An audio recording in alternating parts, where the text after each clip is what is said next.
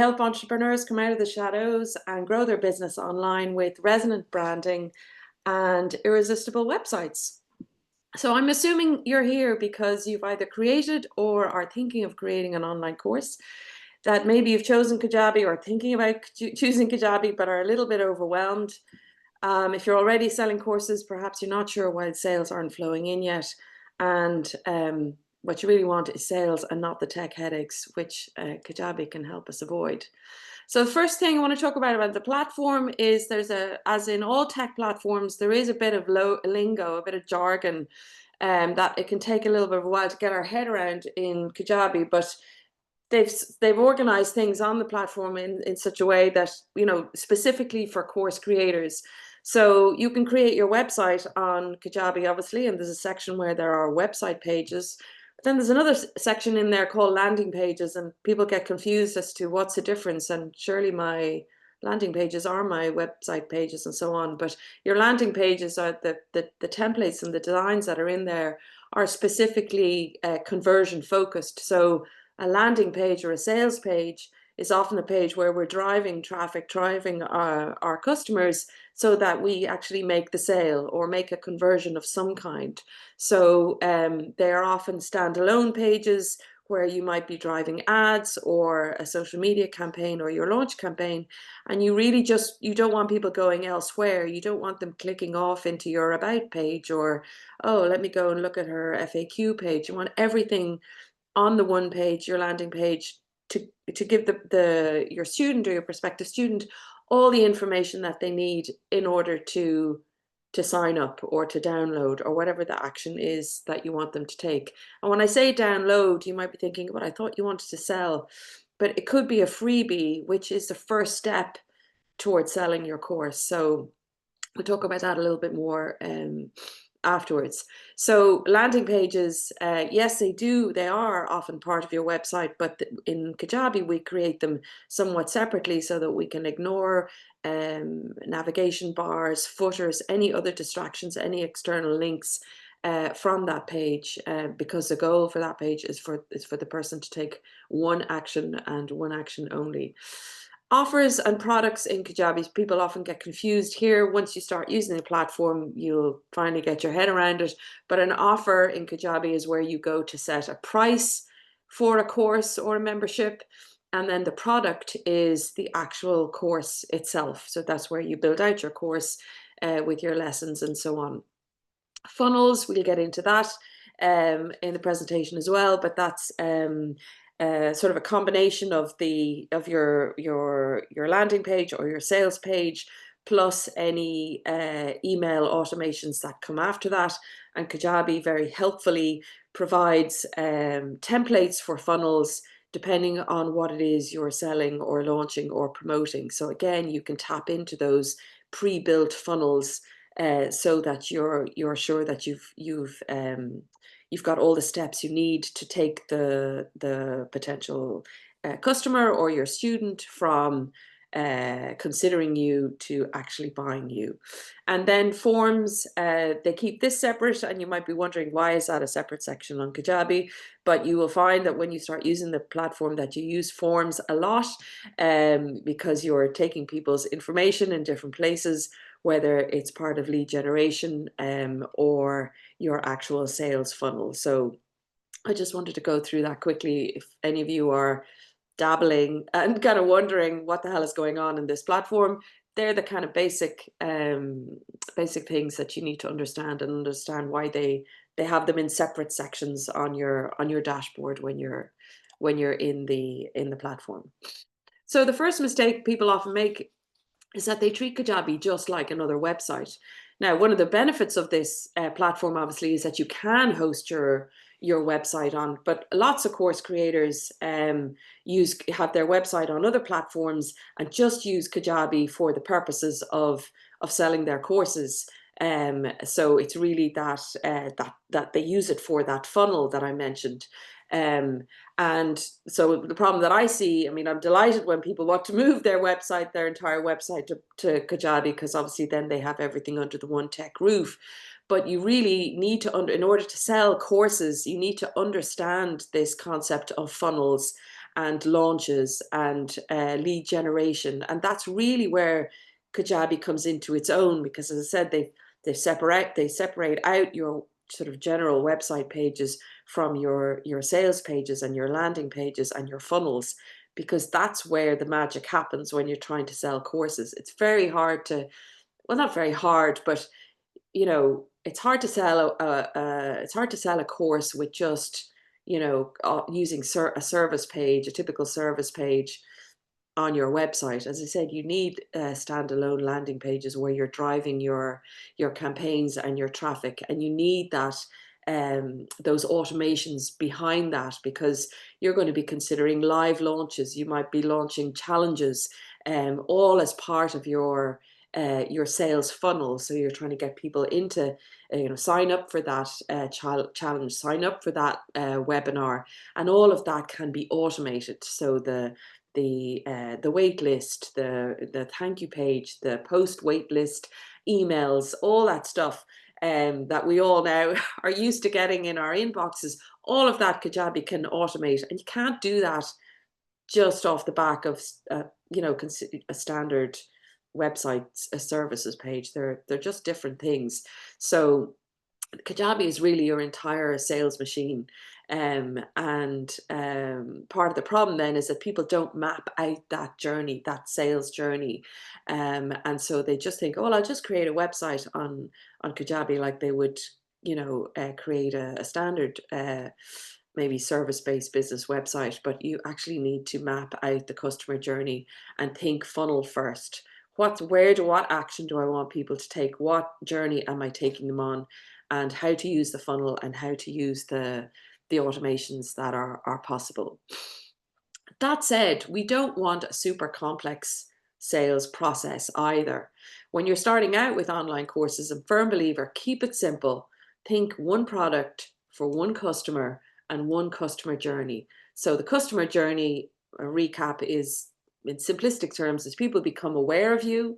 So that could be they meet you at a networking event, or they see something you've posted on social media, or perhaps they've picked up a flyer that you've distributed. They become aware of you. Then you want to drive them back to your website, and then you want them to consider you. Not everybody's going to buy from you straight away, so we get that consideration process, and that's where your lead generation funnel starts. It's like, okay, maybe you're not quite ready to buy from me yet, but maybe here's a freebie you can download to get a taste of what it's like to work with me. Or I say download, it could be a freebie to watch, to listen to experience. It could be a discount if you're in the e-commerce space, if you're selling physical products, perhaps as well as courses. That's that consideration. They're not sure about you yet. Or maybe it's a very low ticket item. Maybe it's a checklist or something that you're selling for, I don't know, 25 euro or 30 euro or something. But that consideration phase, that's the first thing to consider when you're mapping out your sales process. And then you want to be chosen. So you've taken them from consideration to actually buying from you. And then once they've had such an amazing time buying from you, buying your course, or being part of your membership, then you want them to champion you. So that's tell everybody else about you, so that other people are aware of you. And then, you know, the cycle continues. And if you can get that working, that cycle of awareness, consideration, actually buying from you, and then other people telling people how great you are, and that could be beyond. It doesn't have to be just people doing, obviously testimonials and so on are great, but you can set up affiliate programs in Kajabi if you want to encourage other people to sell your program on your behalf. There's a whole section in the platform where you can set up, as I say, you can give people discount codes and so on that they can share with their audience. They get a kickback, and there's usually something in it for their audience as well.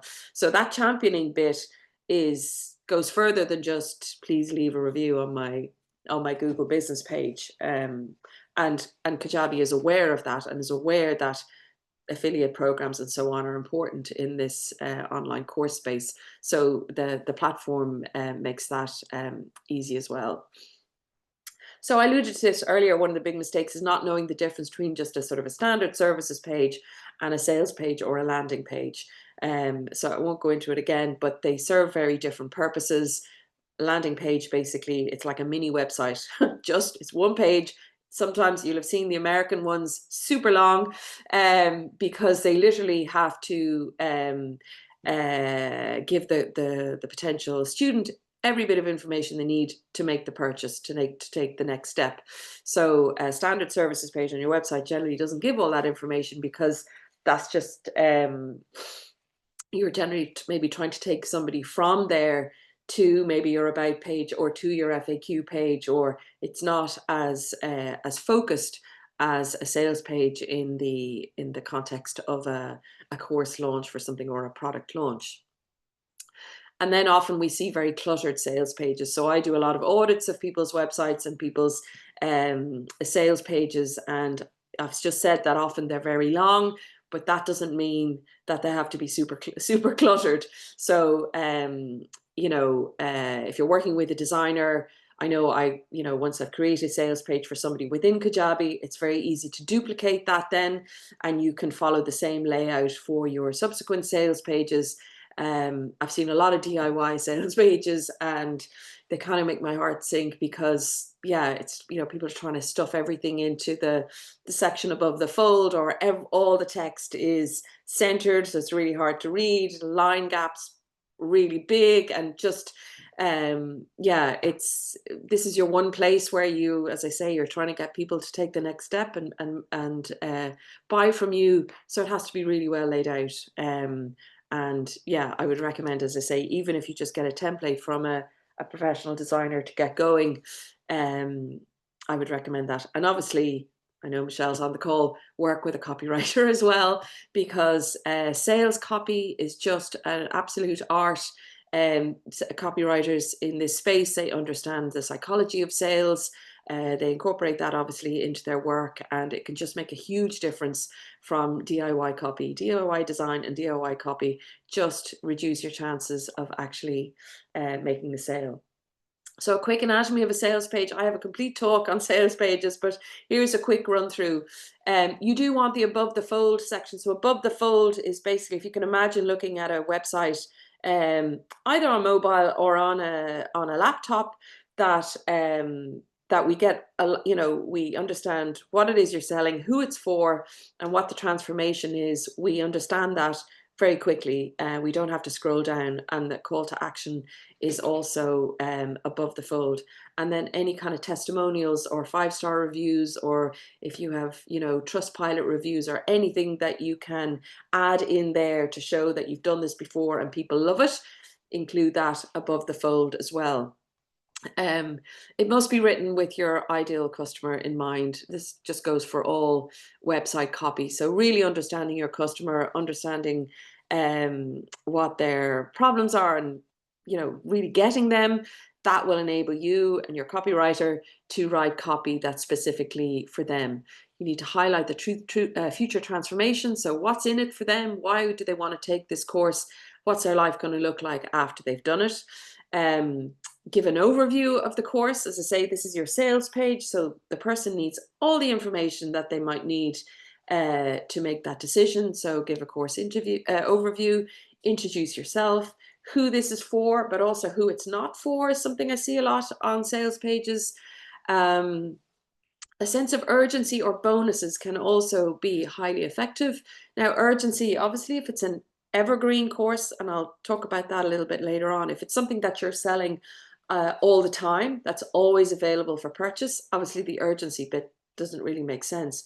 But if you're launching on a certain date and after that the doors close, well, this idea of a sort of a countdown timer can be very impactful. So to create that sense of urgency, well, if I don't sign up, I'm going to miss it. If I don't buy now, it's, cart is closing in 12 hours or whatever. So, and then bonuses, again, this is just about sales psychology. If you can go, sign up by midnight, you get this, this, and this. People are like, oh, amazing. Well, that sounds good. If I don't sign up, I'm going to miss out on that.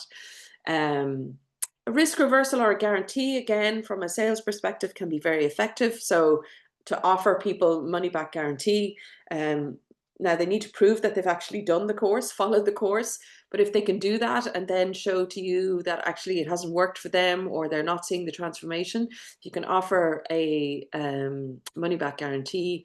Again, from a sales perspective, that is powerful. An FAQ, final words of encouragement, and obviously make sure it works on mobile, and keep your branding professional and on brand. Don't decide, well, for this course, I'm just going to suddenly change all my colors and use all these fancy new fonts because I want people to know that this is exciting. Do stick to your brand palette, or if you need a secondary palette for the purposes of this particular course, if you want to give it its own branding, that's fine, but do it in a cohesive manner and work with your designer to make sure that it's consistent with the rest of your brand. So use the tools that Kajabi provides. So they, as I say, they have funnels, pre-built funnels that you can sort of follow the steps. Nurture your buyers with short human emails, again, so where copywriters come into their own. Thrive live webinars and challenges. I'll go into that a little bit more now in a second. And in your copy, do share real stories. I mean, with AI now, again, obviously, it's very easy to write copy, and you can brief the AI LLMs. Obviously, now we're all learning how to brief the bots to give us the best outcomes. But do include real stories. Do use your brand tone of voice. Talk to your customer as a human. Even if you are using, sorry, Michelle, if you are using AI to help you with your copy, yeah, we don't want just your typical sales page jargon.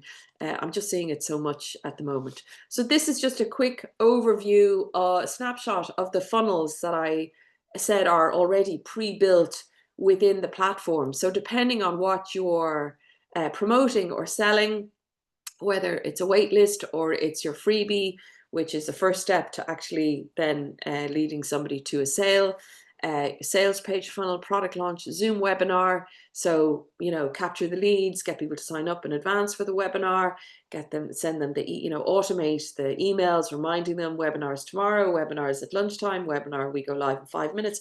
All of that can be automated. And once you set up one of those funnels, you can then duplicate it for subsequent launches. So you don't have to reinvent the wheel every time. And I mean, Kajabi as a platform, it's growing and expanding all the time, but its core purpose is to help creators sell courses. So it's really, really good at helping you do that. And that's the difference between this and other platforms where you can maybe host digital content, but it doesn't have all of this, and it doesn't have all those email automations as extensively, and allowing to segment your audience and all that really good stuff that you have to be willing to get stuck into that if you're going to sell courses. It's, you end up no longer being a physiotherapist or a weight loss coach or whatever it is that you do, a copywriter or even a web designer. We can all launch courses, we can all teach other people how to do what we do,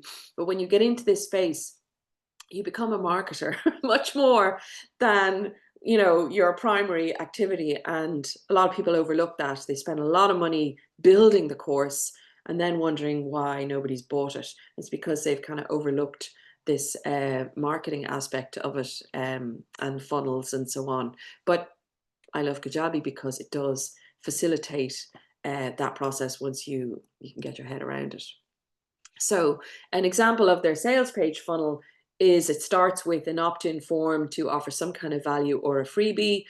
It has a sequence of 8 emails. Now, you may be aghast at the idea of having 8 automated emails.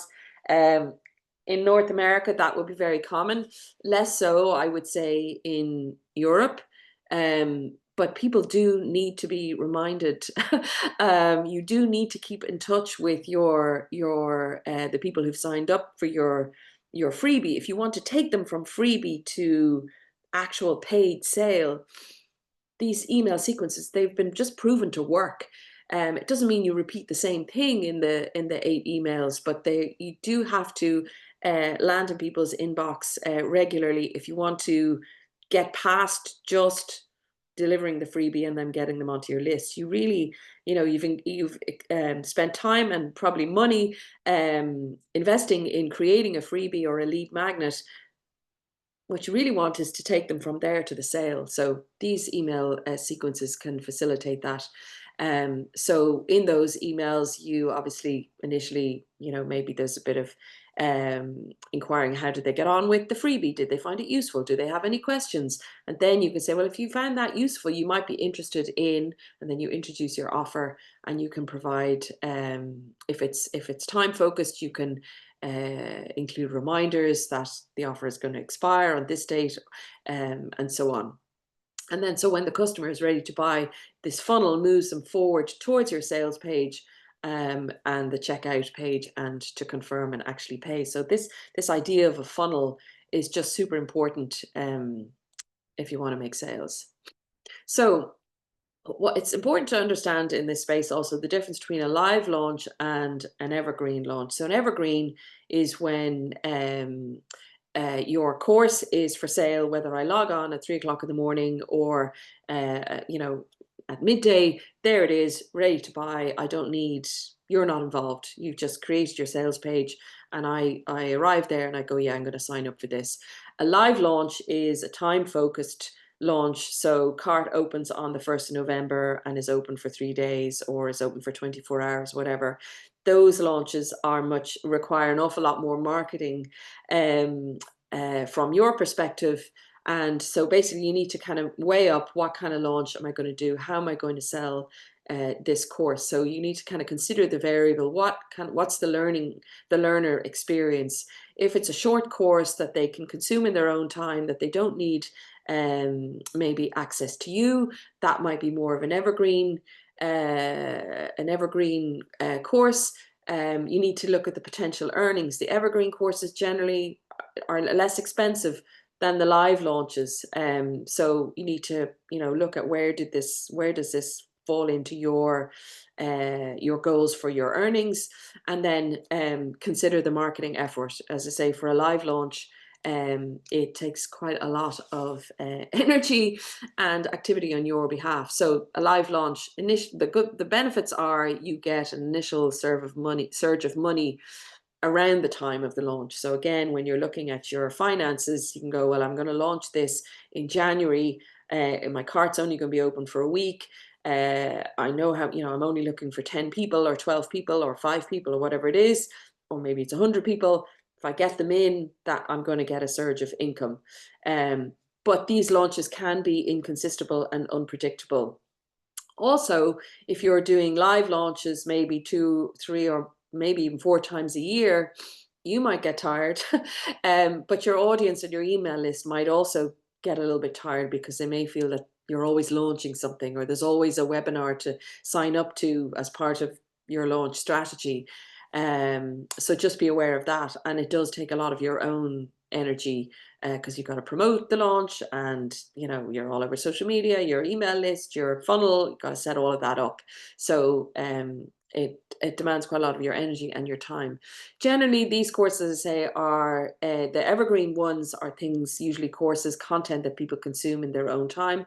The live launches, because they take so much energy, they're usually more hands-on courses. So there's maybe an online element, but also an in-person element. So maybe you're doing weekly Zooms, or there's a community space where you're answering questions, or they get more access to you. They're run generally at fixed periods during the year, and often they are cohort based. So that would be sort of a typical setup for if you're going to do a live launch with a kind of an open and closed cart. Evergreen, as I say, can bring in passive income. I can't believe I've written without much work. It's not the same amount of work as a live launch, but you still have to tell people about this course, even if it is evergreen. And the benefit then for you, as there's no feast or famine dynamic. It's not like you're just selling at certain times of the year and creating that income surge at those times of the year. You can be selling this all the time, and you can sell your evergreen courses as upsells even when you are in live launch mode. You can sell your evergreen content in lots of different places. Apart from your website, you can be promoting it on social. You can promote it in the footer of your emails. You can promote it, as I say, as an upsell or a down, maybe not a downsell, but on thank you pages, and so on. And I see it a lot on promoted on social media where maybe somebody is selling something and, as I say, it might be only 27, 29 euro, and then you go, oh, well, that's a quick win for you if it's a good course or a good um, asset. But then once you've bought it, then sometimes they're also going, you might also like this, and it's another cheap evergreen course. So there's lots of ways, there's lots of techniques around selling evergreen content. So there's lots to bear in mind. So it is passive income, but you can't be passive. You have to be active to actually see results. And then you can try both. So you could start something with an open and a closed launch, and then transition into an evergreen approach. Often you'll use an open or a closed launch or a live launch, maybe for if you're testing a course or you're launching a beta course. So you're going to use, and I'll talk about that in a second too. So you can actually you're refining those launches and those courses that have that live element. We're always refining them as we go. So you could start with a live launch and then transition into an evergreen approach as your content continues to prove its value over time. Or you might maybe take out the live element of that bigger course and just make it evergreen. There's no rules around this. There's kind of rules as to how to market it, or there's best practice around the marketing and the sales, but how you want to package your expertise is entirely up to you. And there's a myriad of ways of doing it.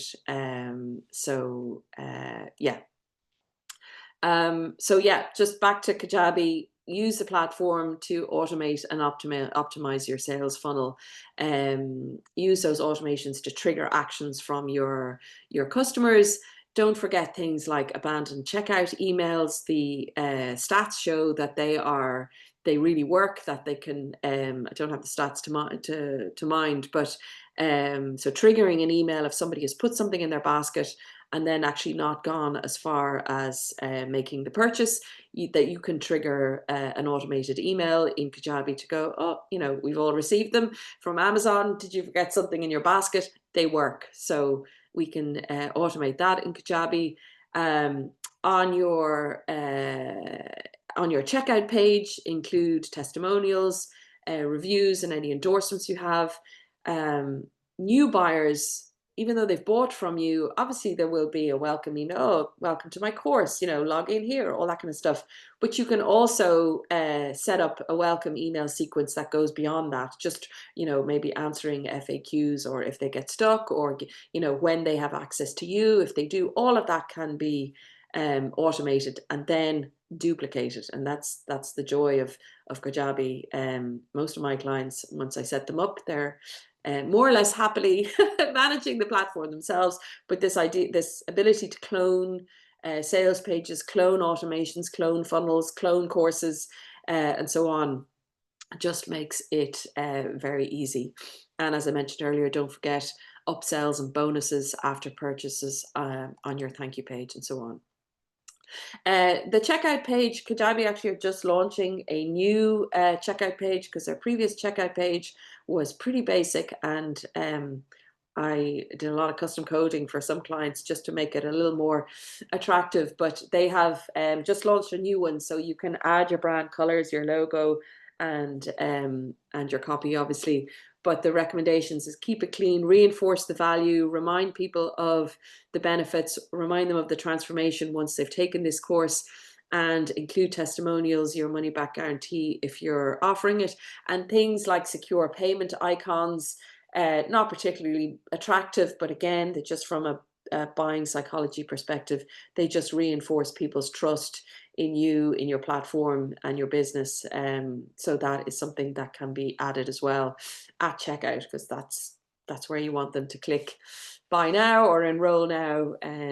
So your actual checkout page is super important as well. one of the newer, well, it's probably about 18 months old now, newer functionalities in Kajabi is communities. And according to Kajabi, stats show that creators using their platform who offer communities actually make 40% more in their revenue because they use their community as a place, obviously, to engage with their students and so on, but it's also somewhere that you can um, promote anything else that you have for sale. So basically you can, instead of having a Facebook group, you can host your group inside your site. You can organize discussions by topic. You can organize people by groups and cohorts as well. You can post announcements, post video, recordings if you've done a live session with the cohort, for example. You can create premium and paid community offers.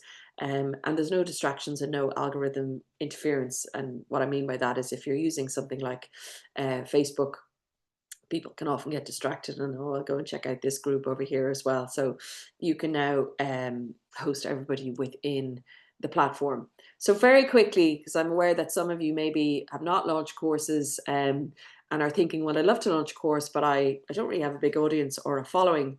So how to do that very quickly? Well, obviously you need to start with an idea. You need to know your ideal customer inside out, because you're not going to be able to work with your copywriter to write sales pages if you don't know your customer. That's just like brand basics. You also need to nail your own positioning. So what is it about you? Why would I buy from you? What is, what's your USP? All that good brand stuff. And then you just need an outline of your program. You don't actually have to have everything built out for this kind of better course, or this first course that you're going to create. As I say, I see a lot of people spend a lot of money with videographers and so on, building out fancy courses, when actually they, possibly should have just started with an outline and then build it as they go. So, because what you want to do is really validate your first course before you build it. And in order to validate it, you create this kind of beta test. So you create a simple, structured process or outline of your course. In your marketing, you're going to focus on the transformation. So what change will the students experience after they've taken your course? Your ideal client avatar must be specific, and they must be somebody who's going to be invested in the outcome. There's no point trying to, market this this test to somebody who doesn't really care, because you want them to take the course, and then you're going to use their feedback as well as their testimonial at the end, which hopefully be positive.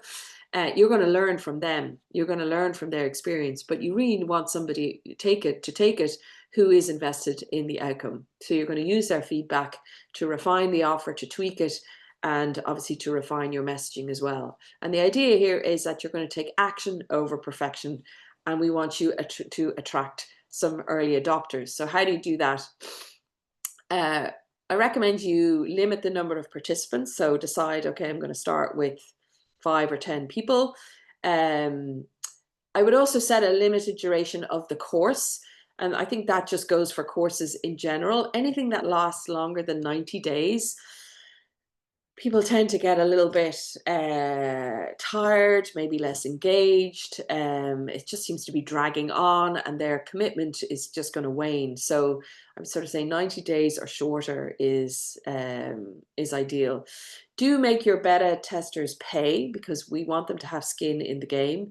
And then include a live element, mostly live element, and you're going to learn loads as you deliver the course live. You're going to get active feedback on the fly, and you're going to learn loads about what works, what people are interested, what doesn't work. Do set clear expectations. Be honest and upfront with this sort of initial tester group. You can say, this is a beta version of the course. I haven't got everything figured out. I do have loads of value for you, and there will, this is what the transformation is going to be. But you can let them know that, you're selling at this starter rate, because you want their feedback, you want them to be part of the creative process, and that this will actually be the most affordable that it will ever be. So how do you find people? Well, so you don't have a huge list, but you have some kind of a list, or you have a current network, you have your social media, you've done some client work before. So you can leverage all of those And Facebook groups are still a really good place for you to show up as an expert. I bet there's multiple Facebook groups of people who are your target audience, where you can show up. It's not to be salesy. We all know this. You show up as the expert, you're kind, you're helpful, you're useful. But it's also then a place where you can say, hey guys, I'm looking for 5 or 10 dedicated people committed to personal or professional growth and so on. And you invite them to join this sort of beta version of your course. So some very quick tips before I take some questions. Do have an application form. You want to make sure that you've got the right people signing up for this beta version of your course. Remind them that they will be enhancing their skills and knowledge. They're going to get valuable resources and access to you. You can use the scarcity here. There's only a few spots. I'm only looking for 5 people, and I'm taking applications until the 15th of the month or whenever you decide. So a little bit of scarcity tactics here, and you want people to know that you're launching on a certain date. This is not an evergreen. This is your opportunity to test your course and so on. Oh, we're on the last slide. Perfect. So if you would like to have help, some help from me, whether looking at an existing Kajabi site or a sales page or a landing page, I'm more than happy to do that. If you'd like to book a free discovery call with me, I've got a QR code here. And I hope we have a few minutes left for some questions. Thank you for your attention.